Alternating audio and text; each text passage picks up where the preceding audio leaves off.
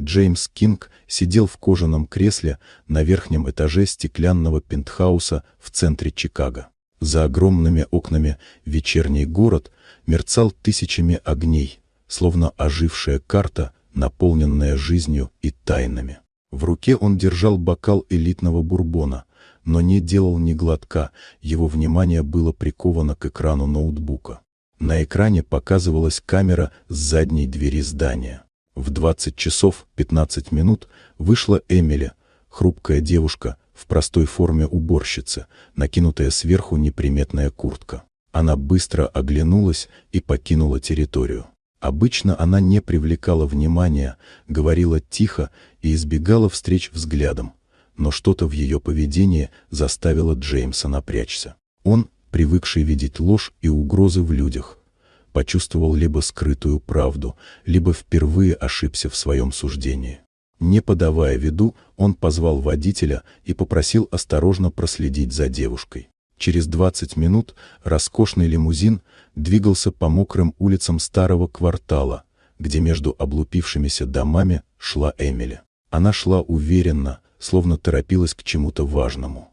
Джеймс последовал за ней до полуразрушенного склада, обошел здание и увидел, как она спустилась в подвал. Сквозь окно он заглянул внутрь и увидел маленькую комнату с облупившимися стенами. Там на полу сидела девочка лет 7 в старой инвалидной коляске. Лицо ее было бледным и уставшим. Рядом с ней на корточках сидела Эмили и тихо пела колыбельную, словно пытаясь согреть не только ребенка, но и себя.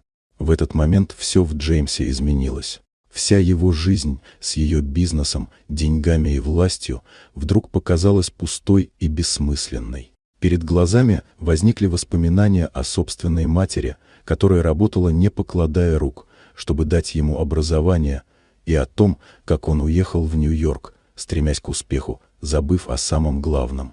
Наутро в пентхаусе царила необычная тишина. Джеймс сидел за столом зимнего сада. Перед ним лежала записка, написанная от руки, без подписи и объяснений. В ней говорилось, что девочку ждут в клинике Святой Елены, где уже все оплачено.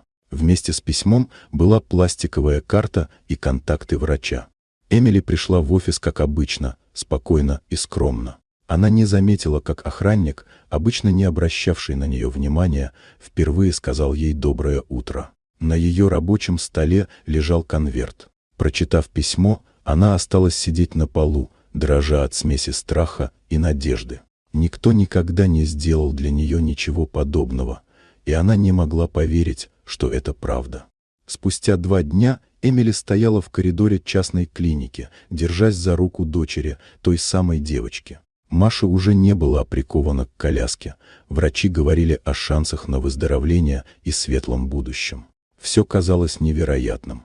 Вечером к ним заглянул Джеймс без охраны и без деловой маски, просто человек, который потерял многое и теперь пытался вернуть человечность. Он подарил Маше игрушечный набор врача, и в ее улыбке было столько света, что он понял, спасая ее, он спасал и себя.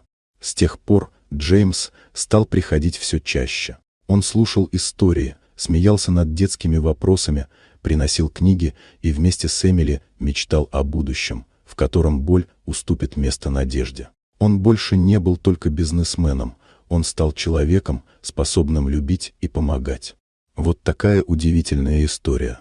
Дорогие друзья, если вам понравилось видео, поставьте лайк, а также подписывайтесь на канал, впереди еще много интересного.